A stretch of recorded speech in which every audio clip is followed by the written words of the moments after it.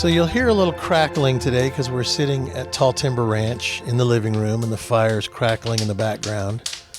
And this is the Sunday Conversation. And I'll start with a little prayer. Dear Father in heaven, thank you for all of your current blessings, and thank you for this beautiful Tall Timber Ranch that we can come here and gather and hopefully find a way to get closer to you. Thank you for the people that come and share their life stories. Give us strength to understand what's going on in this world and wisdom to deal with it. And I say this prayer in Jesus' name, amen. Amen. So my talk today, I would like to be, what is your purpose? And I've said this before. I think I had another talk that was called, What is Your Purpose? But today I was thinking, a person without a purpose doesn't have much hope in their life to want to do really much of anything, because if they don't have a purpose, they're just existing. And I don't want to exist. I want to live in service, and I want to continuously seek my purpose. And right now, because of the situation that I find myself, I have to be a leader in my life, in my family, and for the foundation. And I recognize that there's a little side of me that is a rebel. The rebel that doesn't really want to get out of bed early and go do what has to be done. The little rebel that wants to lay there in comfort and relax and enjoy the rewards of living a life, working hard and saving my money. I can afford to do nothing, but if I do nothing, I would be being disobedient, because I realize that God wants me to find my purpose, and I have yet to find my purpose. But each day I wake up and I go out into the world, I realize more and more that my purpose is just to serve, just to work hard. By the sweat off my brow shall I earn my bread. My bread isn't always money. My bread can be consciousness, understanding, little bits of wisdom.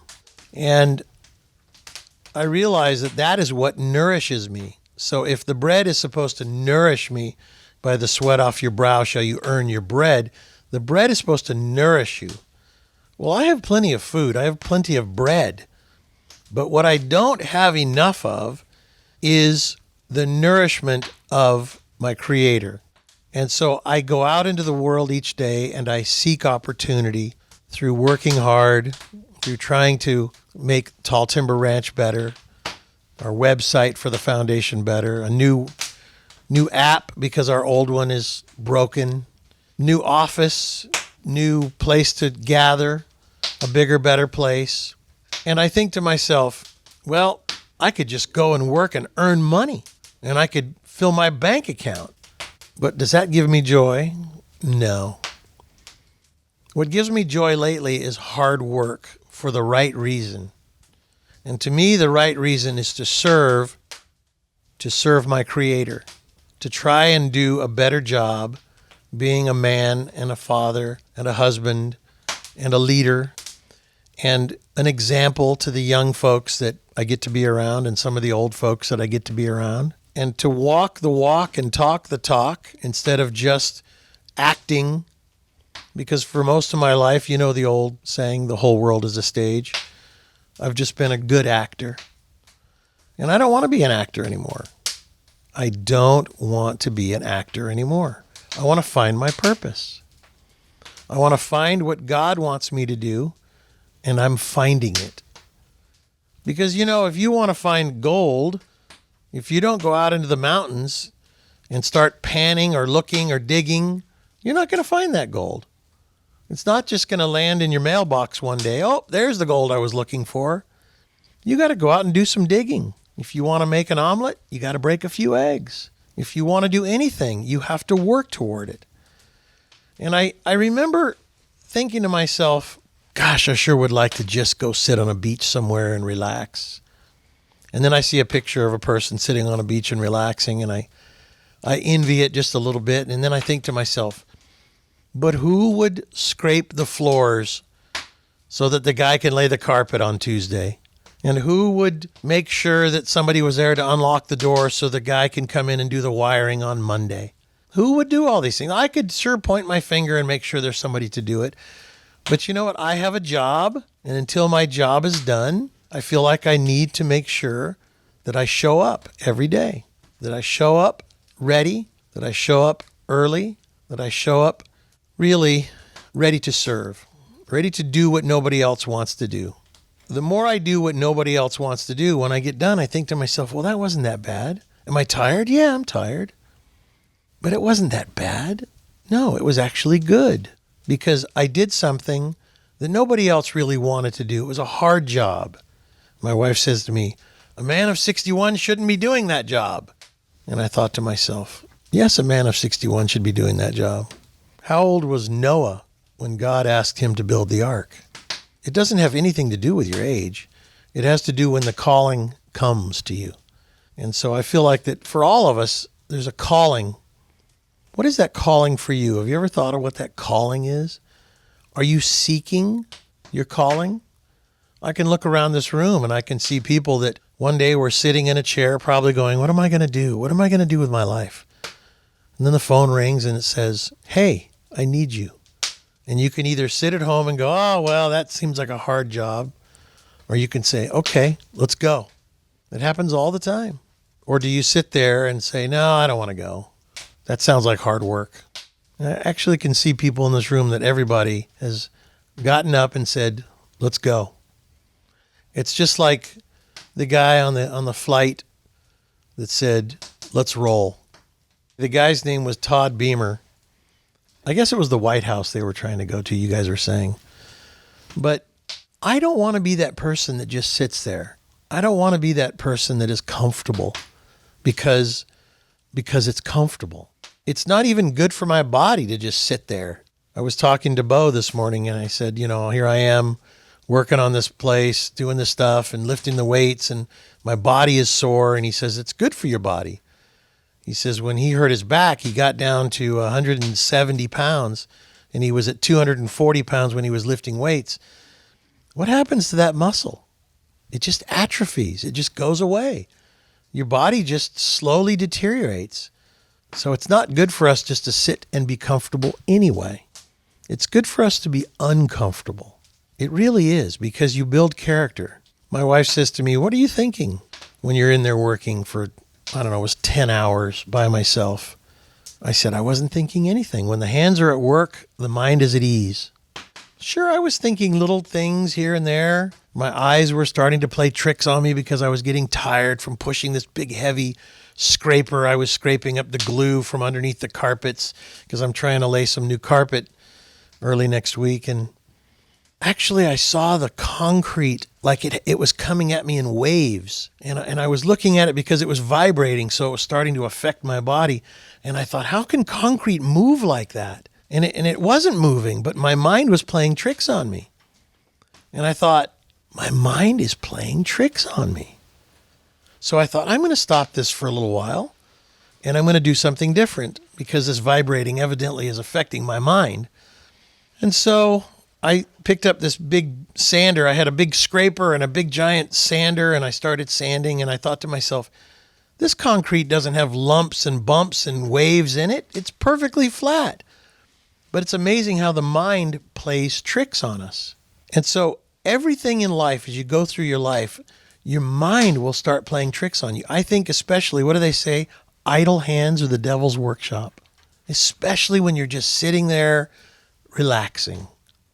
Maybe you relax a little too long and all of a sudden then the idle hands scenario comes along, the devil's workshop. And here comes thoughts. Well, maybe you should do this. Maybe you should do that. Maybe you should go look at this on the internet. Maybe you should go look at that on the internet. Whenever I feel that way, I think, no, I don't want to go in my mind, into that fantasy part of my mind. I need to go do something. A big part of this pandemic thing is to force us in our homes, force us into our bedrooms or living rooms, wherever, and give us nothing to do so that we go into that virtual reality mind place. And all of a sudden, you're entertaining thoughts that are not good and not healthy because you don't want to go outside because you're told. I know that in Santa Cruz, California, they actually are making people wear masks even indoors. I can tell you right now, they'd have to throw me in jail because I wouldn't be doing that. That's for sure. I actually had to wear a mask last night to do all this sanding. And I thought to myself, now here's a reason to wear a mask. Here's a reason. And I had a N95 really good mask because these particulates, could make me sick from the sanding of the glue on the ground and the paint chips and all that. And when I got home, I took the mask off, on the way home. When I got home, my wife took a picture of me and I had so much dust that had gotten past the mask. So much. And do you know that these little germs in this COVID virus, they're so tiny in comparison to these particulate of dust that they might as well be planets. The dust may be as big as a planet in comparison to the size of this tiny little thing. And they want you to wear a mask. Most of the people are wearing these ridiculous little masks, some even wearing bandanas. And you look at people and they do this almost unconsciously now, obediently. They don't even know why they're doing it. They're giving in. They've given in. And then they look at you kind of strange, like, why aren't you wearing a mask? You really need to look people right in the eye and say, get away from me. Just get away from me. Because it's ridiculousness. But you know what? Then you start a fight and it's just not worth it. You're better off to walk away and fight another day, kind of a thing. But when somebody does say something to me, I like to look them right in the eye because at that point, they'll walk away. You don't even hardly have to say anything at all. I know that in my life, every day, all day long, I am seeking to become closer to my Father in heaven. And it's like sharpening a knife. It's literally the more I seek to be closer to my Father in heaven and to be more obedient, I become the knife and I am sharpening myself. It's like I'm rubbing my spirit and my soul on the stone to make myself sharper. And then I see things more clearly. I see things more quickly. Just like a very sharp knife cuts through things very easily. The sharper you become, the more conscious you become, the quicker and more clearly you see the lies, the deceptions. So if you can stay in that state of consciousness, of truly seeking your Father in heaven, truly desiring to want to be closer to Him, then you become sharper and sharper and sharper, and nothing can get by you. Not even your own self. Your own mind will try and play tricks on you, and you'll say, no. And sure, there's chemical things going on. I'm getting to be an old man. 61's not that old, but I'm getting to be old. So I thought, you know what? I've been vibrating my body for the last 2.5 hours without stopping. And maybe it's affecting me a little bit. So I thought, I'll just stop for a little while. I'll take a break.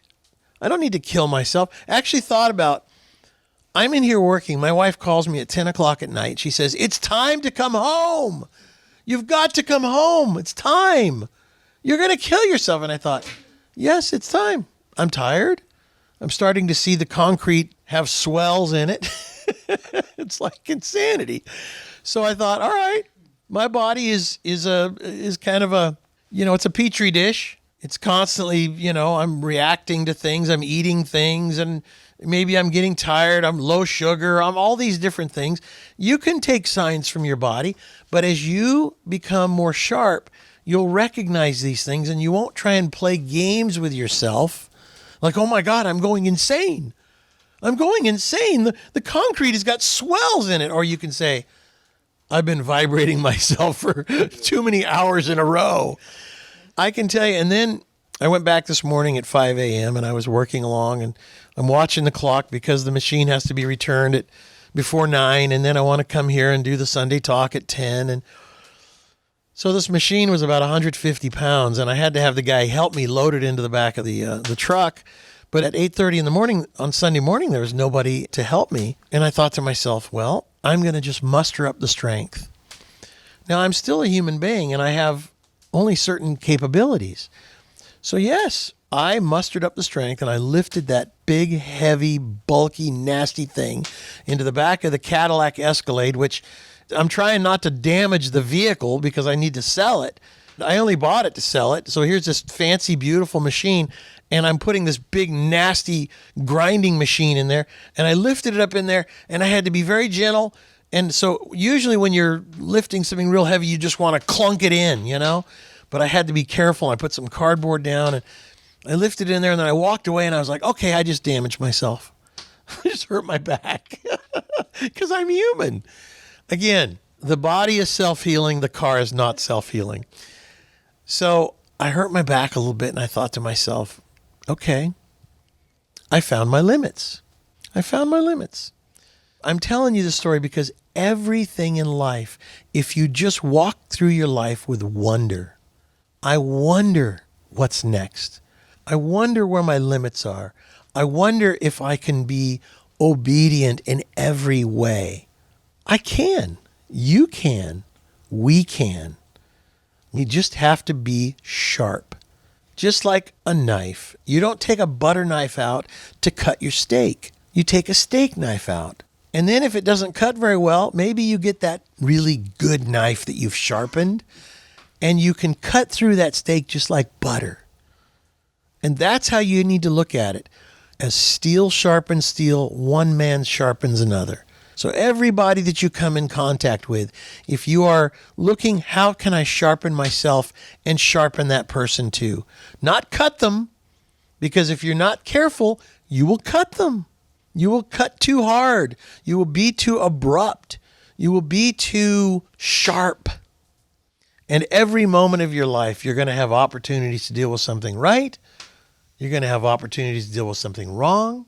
And if you deal with it right, you'll have the joy of doing it right. If you deal with it wrong, you'll have the realization of dealing with it wrong. And then maybe saying, I'm sorry. I didn't deal with that right. And then there's the joy of dealing with it right. But what happens is we get angry at ourselves when we don't do something right. I can tell you that people are looking for somebody to deal with them correctly, to deal with them with love. People are looking for it. It could be the bum on the street. It could be somebody who's dressed up fancy. It could be just a workaday Joe. Every person that you come in contact with your life, if you have a good attitude and you have good energy, you will bring something out of that other person. If you have bad energy, what are you going to bring out? You're going to attract the bad energy in them. If you have good energy, you're going to attract the good in them. If you're patient and kind, you're going to bring something good out of them. Now, if you don't, guess what? That's their problem. But I realize that in my life, at this point, as I become a sharper individual, I'm cutting through life in a different way than I ever have. Even the difficult things I have to deal with, I look at all these difficult things and they're not difficult anymore, because difficult is a frame of mind. I have a friend that I've worked with for almost 40 years. His name is Dwayne. And Dwayne is one of those guys that no matter what I needed to do, I could say, Dwayne, we have to do this. Let's go. It wasn't a hesitation. Well, but it's going to be this, that, and the other. Let's go. What are we waiting for? And I thought to myself, it's a beautiful thing. He just is ready to go right now. And guess what? Because his attitude is good, it makes that difficult thing fun, no matter what it is. And also another fun thing is, if you see somebody doing a job that you didn't want to do, and you just didn't want to do it, and so you hire somebody to do it. A good example is we had a lot of trees cut on this property because we had many, many years of not doing anything to the property. And the tree limbs were getting bigger and bigger and kind of a fire hazard. And so I hired this guy that in my phone, he's called the stump grinder, because I had him grind some stumps at my house. And so when I put his name in, so I knew I'd forget his name, but I knew his job was a stump grinder. So now you guys may recognize him as Bill, and Bill's been on this conversation a couple times. But Bill would climb these trees, and he would go up 50, 75 feet, and he was doing this hard job. But I could watch him, and he did it with joy. Everything he did, he wanted to do a good job, and he did it with a certain amount of courage, confidence, and joy. And so what to me looked like it would be such an intensely difficult job, he made it look fun. I wanted to climb the trees. I wanted to go up there with him. It is a difficult job. It is not fun. But you know what? He makes it fun because I guess he gamifies it. Let's just go do it. Let's do a good job. I know, Tim, you're a tree cutter. You know it's a difficult job. You're carrying all this weight and you're putting your life, really in your hands of climbing up this tree. But it's just like anything. Anything anybody does that does it with that attitude, they make a job that would normally look difficult, they make it look fun because of the energy that they're doing it, the attitude that they're doing it. I've watched my dad do his job for all my life. And I remember thinking to myself, that's a thankless job because you have people that come to you and have all these difficult problems and you pour your heart out and you tell them what you believe and they walk away and they come back the next time and maybe they haven't changed. And then you got to do it again. Imagine if you climbed a tree and you cut all the limbs off the tree that you wanted to and you came back the next week and they'd all grown back again. It's the job that never is finished, if you know what I'm saying, because the people's problems come back. They are unresolved. A lot of them are unresolved. And my dad spent 50, 60 years with people trying to help them with their problems. And then they would come back and the problem had grown back again, or it had grown back in a different way. And I remember thinking to myself, that is a job that is the job that never ends. It's the job that never ends with the same tree. Every time you see that tree, it has grown these limbs brand new again, and they have to be trimmed all over again. They have come back and they have a new set of problems or the same problem that has not been resolved. I remember watching this one girl that would come to the Sunday talks year after year, year after year, with the same problem unresolved. Wanting to get an exorcism, hoping to God that she would finally rid herself of her problem.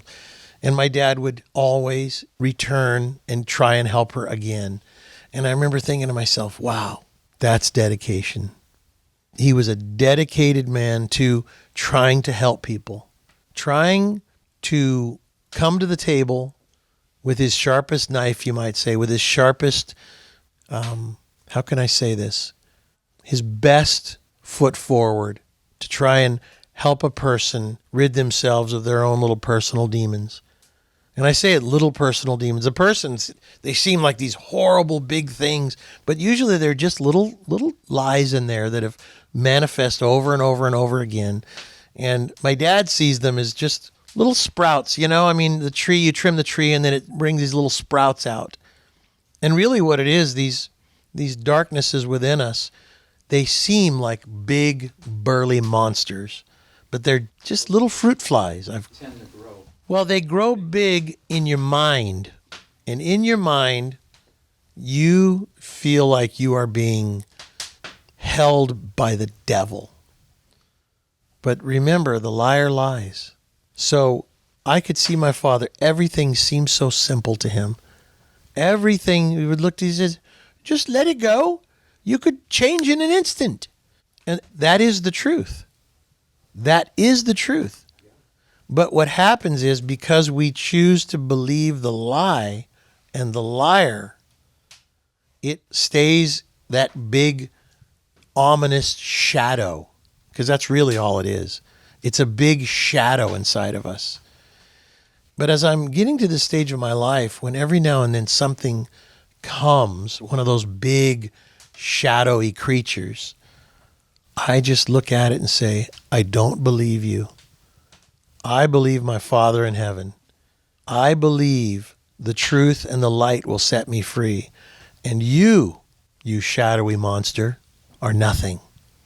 I told one guy that came to our reckoning event, I said, next time you see that big shadowy monster, I said, look at it like it's a fruit fly. Have you ever seen a fruit fly, how tiny they are? The reality is all these things are just little itty bitty little fruit flies. They don't have the strength of a fruit fly because the fruit fly actually exists in this world. They don't exist unless you give them the power to exist. And they only exist inside of you. And then you allow them to manifest through you and become you. And that's the only way they can do anything in this world is by you giving the fruit fly permission to use you as its vessel. And so when I see these things, I look at them just like I wave off a fruit fly. Go away, fruit fly. Go away. Go on now. You have no power over me. And so I told this guy, and it's funny because he calls me up about a week later. He said, you know what? I did that. Here it came, the big monster. He said it was like a big dinosaur, but it was just a shadow. He says, I saw the big dinosaur and I went, nope, you're just a fruit fly. And I waved him off. He said, then he came back and he said, I threw him on the ground and I stomped on him like a fruit fly. This is what he was doing, is kind of gamifying it. But it's funny because this darkness has no power over us unless we give it power, unless we give it permission to use us to be angry, to be cruel to somebody else. Because all it is a little fruit fly. If you just wave it off, and then it'll talk inside your head. I'm bigger than a fruit fly. And it's like, oh, shut up, the Wizard of Oz. You know, the big Wizard of Oz face. Ignore the man behind the curtain. That's really what it boils down to. The man behind the curtain is the devil. And that big thing on the big fiery, smoky thing from the Wizard of Oz, that's all it is. It's a big fake thing. But we believe into it. Just like the cowardly lion shaking in his boots. Nope, not me, not anymore. I look at life so differently now because my dad said something, until you truly decide to be committed, you are destined to live the same life that you've been living. So until you are truly committed to your Father in heaven, to this new life, you are destined to be a part of this old life that you've been living. And I didn't want to live my old life anymore. It wasn't fulfilling. And I didn't have a bad life. I didn't have a bad life, but I didn't have true joy. Because without a relationship with my Father in heaven, I can't have true joy. We can't have true joy without a pure relationship with your Father in heaven, an obedient relationship, because seek first the kingdom of heaven and all else shall be brought to you. It's a different thing. It's like you have to do what's right because it's right. And if you just are trying to do what's right because you want an outcome, I want this new car, I want this new house, I want this new whatever, I want more income, whatever it is, you may be able to achieve that, but then you'll just reach another plateau and you'll realize, okay, so I got it. Now I still don't have true joy. You can have nothing and have true joy. Nothing of this world, that is. Because having a relationship with your Father in heaven is everything. Seek first the kingdom of heaven and your Father in heaven, and all else shall be added to your life. So I just think that as we all move towards what our true purpose is, our true purpose should be to be people of service to each other for the right reason, for the right cause, instead of trying simply to glorify ourselves and glorify something other than the Father in heaven.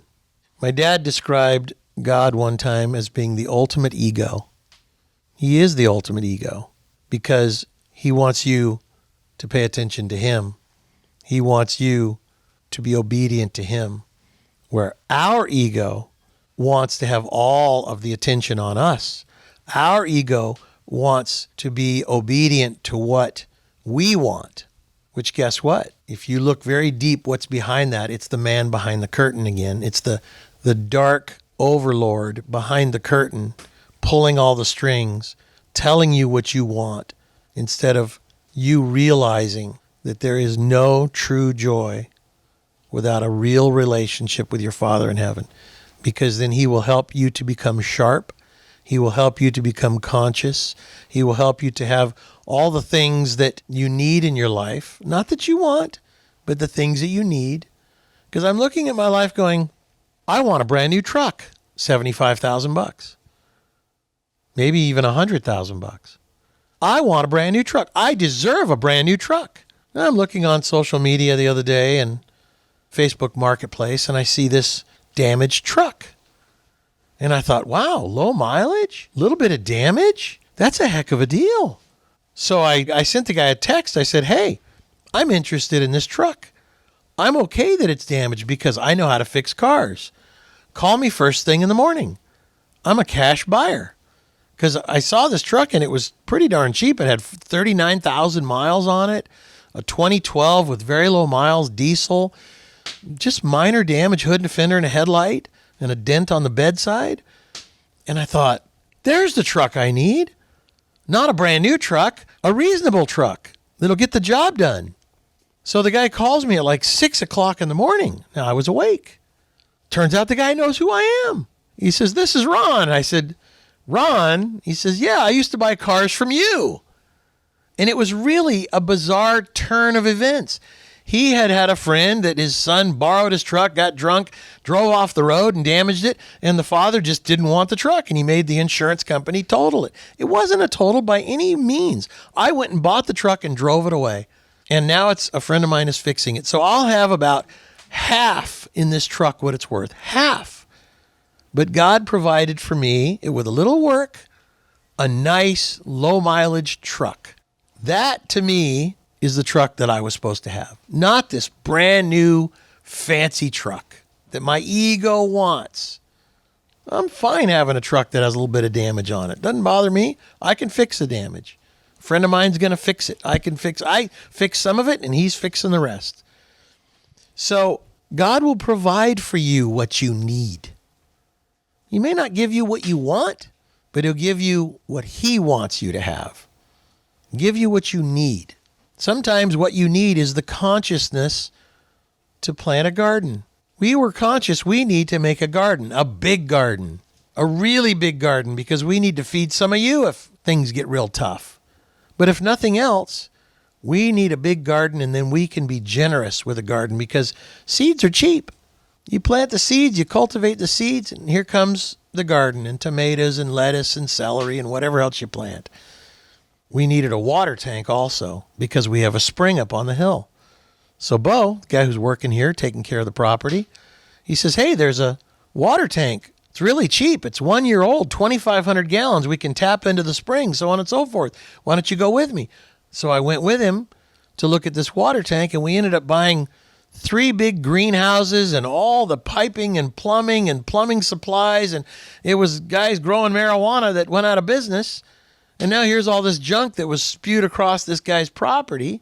And he says, I just want to get rid of it. And for $1,300, you probably bought $20,000 worth of gardening stuff. So now all of a sudden, we have the ability to plant a huge garden. Because we have Bo, who knows how to garden. And God knew we needed some greenhouses because the weather here, we can grow all year round if we have greenhouses. So he provided for us to have a big garden.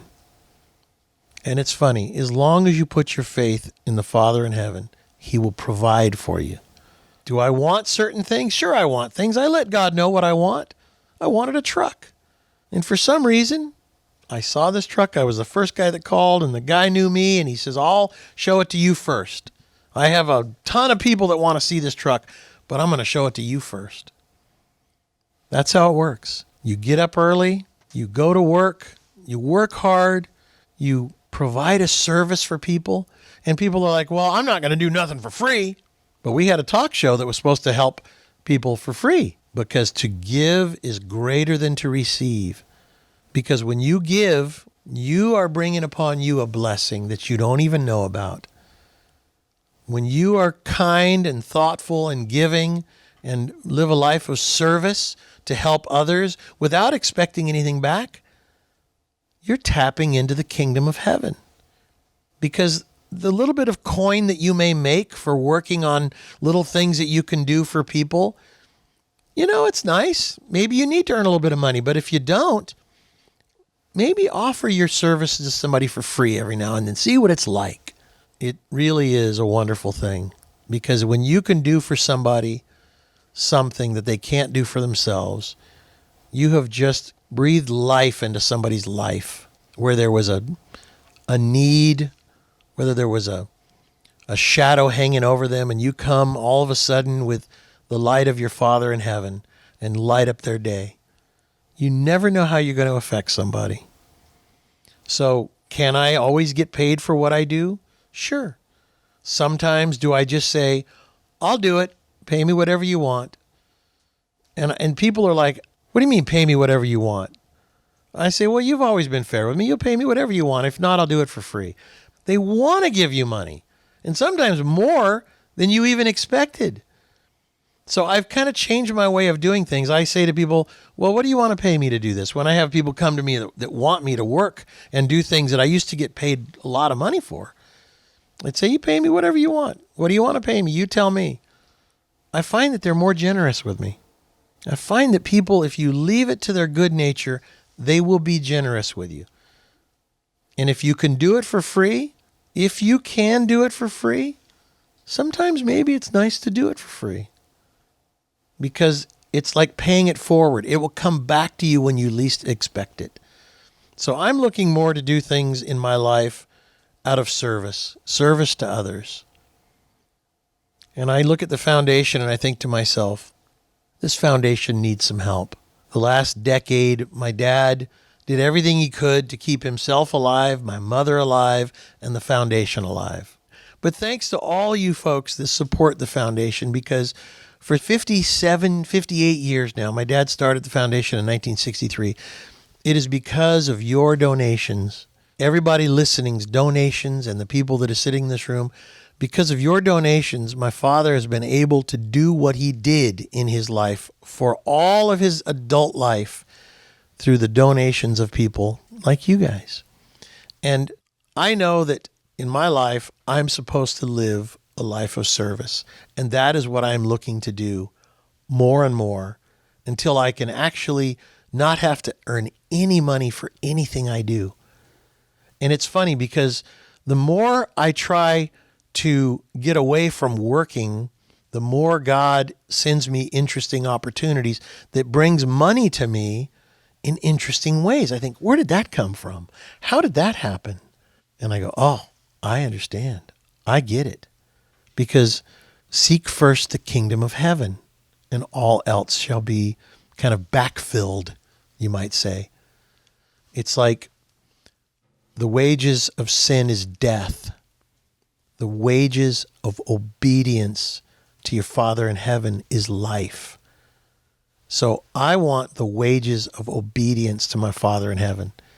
Not just money for doing a job and filling my bank account. Because the more I look around me, I think to myself, I need to help others. That is what God wants me to do, is to help others in whatever way I can. And I think that's your job and everybody else listening to this. Your job is to help others. Love your brother as you love your own self.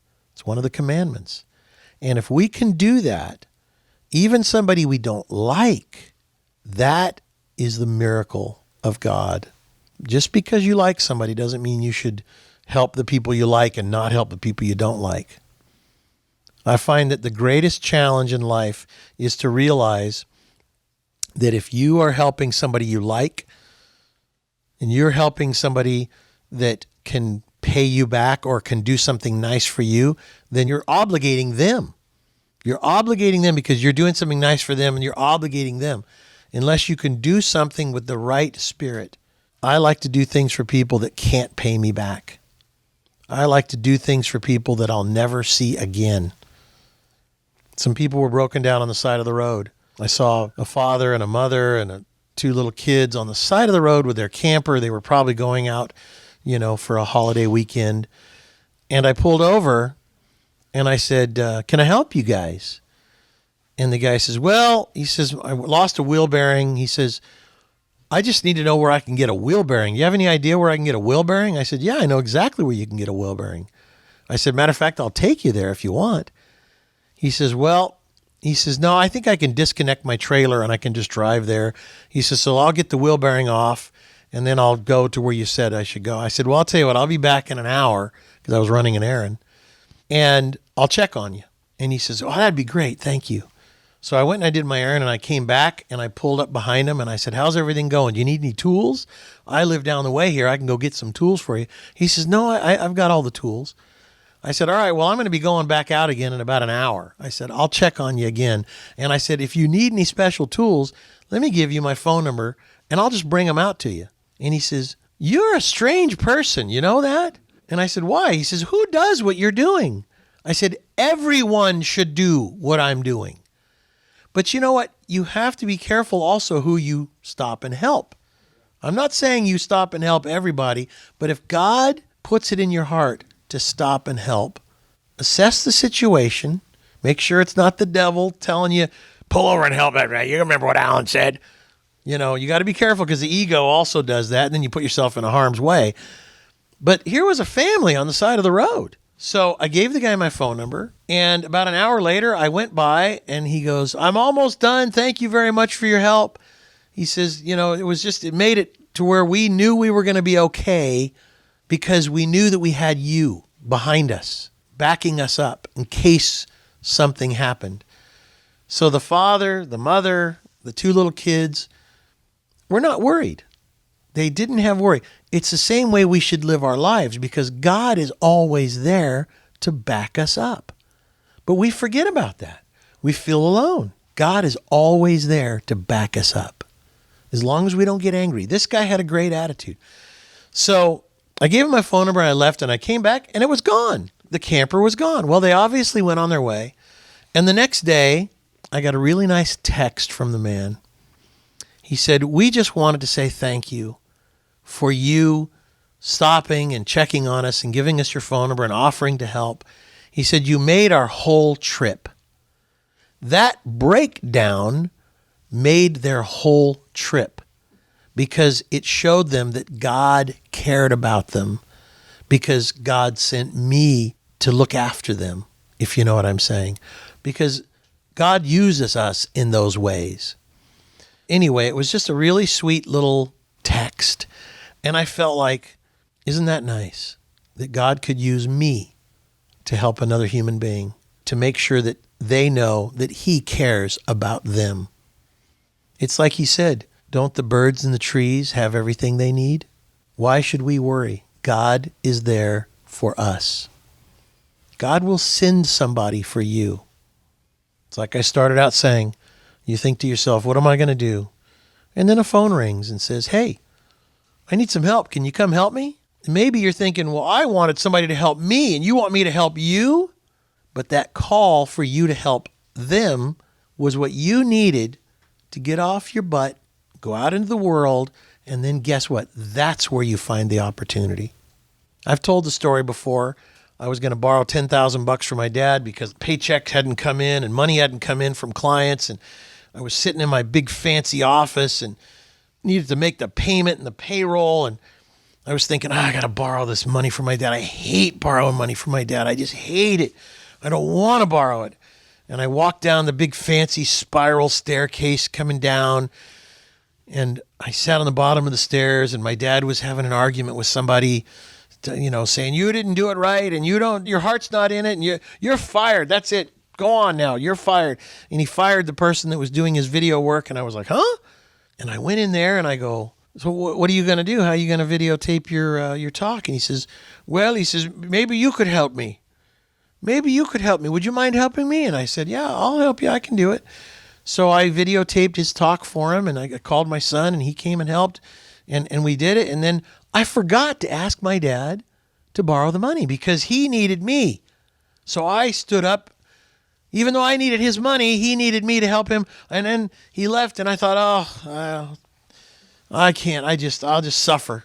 It was Sunday. The next day is Monday. The mail came and there was a check for $20,000 for money that was owed to me from 2 years earlier, where somebody had ran off and, didn't pay their bills, and they went bankrupt, and then they settled their bankruptcy, and I got my check for $20,000 the day I needed it. God knew the check was already in the mail. They had to have mailed it on Thursday or Friday. God knew the money was coming, but he had to test me. He had to let me sit there on the bottom of the stairs and go, oh, what am I going to do? What am I going to do? When your darkest hour is upon you and somebody else calls you to help them, guess what? That's when you need to be ready to help somebody else instead of sitting there in your misery. Don't sit in your misery. Get up, go out, be of service. Because you know what? I've seen it so many times where my life, when it was the darkest, it's always darkest before the dawn. And the darkness comes from the dark side, because it really isn't the darkest. It's just darkest at that moment, because it is always darkest before the dawn. And then the light of dawn happens, and God shows you he's there.